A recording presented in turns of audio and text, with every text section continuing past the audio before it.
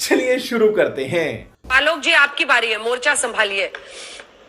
मतलब रामचंद्र कह गए सिया से ऐसा एक दिन आएगा जब कांग्रेस केजरीवाल जी से और केजरीवाल जी कांग्रेस से हाथ मिलाएंगे।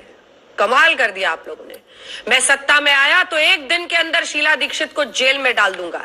जिस पार्टी की उत्पत्ति ही कांग्रेस पार्टी के भ्रष्टाचार के खिलाफ हुई, जिसका खामियाजा आप लोगों ने ऐसा भुगता कि अभी तक उबर नहीं पाए हैं, उनसे भी हाथ मिला दिया। और प्रधानमंत्री कहते हैं कि जेल जाने के डर की वजह से हो रहा है ये सब। अभी मजा आएगा ना भिड़ो। क्योंकि मुझे लगता है कि ये बहुत गंभीर विषय है कि किस तरह से आज जिन लोगों के राजनीतिक मतभेद थे वो भी साथ आ रहे हैं, क्योंकि केंद्र में एक वॉशिंग मशीन वाली सरकार बैठी हुई है। अब रामचंद्र जी पता नहीं वॉशिंग मशीन के बारे में तो कुछ कह के नहीं गए होंगे। उस टाइम वॉशिंग मशीन नहीं हुआ करती थी कि भाई वॉशिंग मशीन में डालो और सबको निकाल लो। डीएनए का भी उस समय पर उत्पत्ति नहीं थी, तो नीतीश कुमार जी और बिहार के डीएनए के बारे में भी प्रभु राम कुछ कह के नहीं गए होंगे। आज हालत यह है कि बीजेपी भी सवाल करती है गठबंधन पे। अपने तमाम गठबंधन के साथियों को गठबंधन से बाहर फेंक दिया।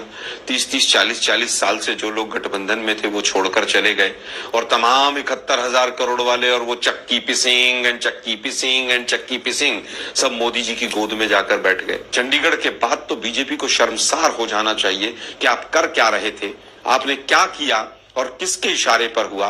क्या वो अमित शाह जी के इशारे पर तो नहीं हुआ था? क्या अमित शाह जी पिछले चंडीगढ़ के कॉर्पोरेशन के चुनाव से कुछ दिन पहले भी चंडीगढ़ तो नहीं गए थे? शायद गलती से आज तक ने आलोक जी नहीं, शायद गलती से आज तक ने अरविंद वाजपेयी जी के नीचे प्रवक्ता एलजेपी लिख दिया। ये प्रवक्ता बीजेपी लिखा जाना चाहिए था। अपनी पार्टी का नाम तक जो लोग नहीं लेते हैं, अपनी पार्टी के झोपड़ी को बचाने में जो सांसद अपने बीजेपी तोड़ के ले गई, इनके 5 में से 4 सांसद, वो भी आज मोदी नामा पढ़ रहे हैं। बड़ा दुर्भाग्य है भाई। थोड़ा सा तय कर ले वाजपेयी साहब कि मतलब इस उम्र में भी जाके मौसम वैज्ञानिक नहीं बन पाए। आपके गुरु तो बहुत अच्छे मौसम वैज्ञानिक थे। खैर मैं उस पे नहीं जाऊंगा। सवाल सुन लीजिए, वापस आता हूँ मैं मुद्दे पर। सवाल तो सुनिए। आपने उन पर टिप्पणी की, लेकिन अब सवाल सुन लीजिए। आपने कहा कि वो मोदी नामा पढ़ रहे हैं। ऐसे मोदी नामा पढ़ने वाले देश में बहुत सारे लोग हैं। आपके लिए चैलेंज है उनको अपनी तरफ करना।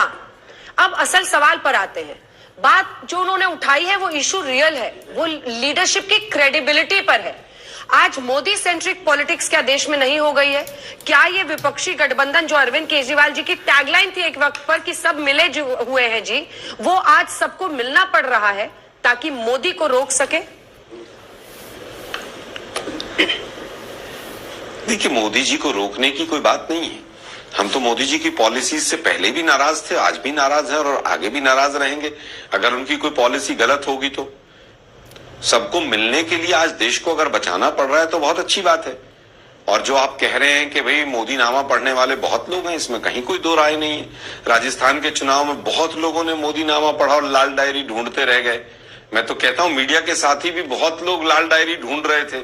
कोटा से लेकर जयपुर से लेकर उदयपुर तक एक शो और लाल डायरी पे भी होना चाहिए। और लाल डायरी मिली कि नहीं मिली, तो मोदी नामा पढ़ने वाले बहुत लोग हैं, इसमें कोई दो राय नहीं। के लोग छीन के ले गए थे विधानसभा से। बात है। अरे शर्मा जी, लाल डायरी आप ही के लोग विधानसभा से छीन के ले गए थे। मैं वही कह रहा हूँ ना, अब तो उनकी सरकार है। ये मैं मोदी जी का भाषण एमएसपी पे सुनवा रहा हूँ, मीडिया के साथी तो चलाते नहीं है ना। और वो वाजपेयी जी को मैं भेज दूंगा, सुन लेंगे तो उनको पता चल जाएगा कि मोदी जी के वो कहावत है ना कि हाथी के दांत दिखाने के और खाने के और होते हैं।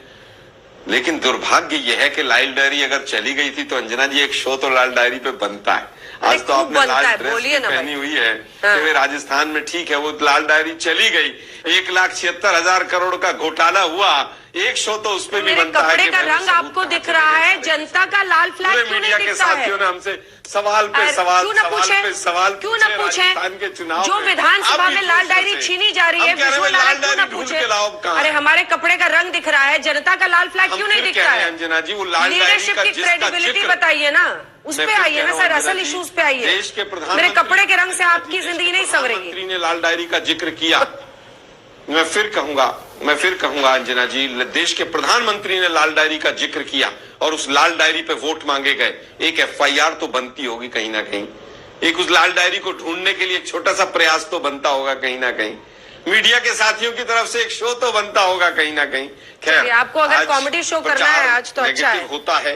और जब तक कॉमेडी शो करना है तो करते रहिए आप। नहीं, मैं कोई कॉमेडी शो नहीं कर रहा। कर रहे हैं ना, तो क्या है, आपके कपड़े का रंग लाल है, ये क्या होता है? आलोक जी, कपड़े का रंग लाल है, इसे लाल डायरी पे शो कर लीजिए, ये क्या तमाशा है? मैंने केवल ये कहा, डोंट डू दिस, मैंने it is not appreciated at all and it's not in good taste कि लाल डायरी पे शो कीजिए क्योंकि आपने लाल कपड़े पहने हुए हैं। ये तरीका नहीं होता है बात करने का।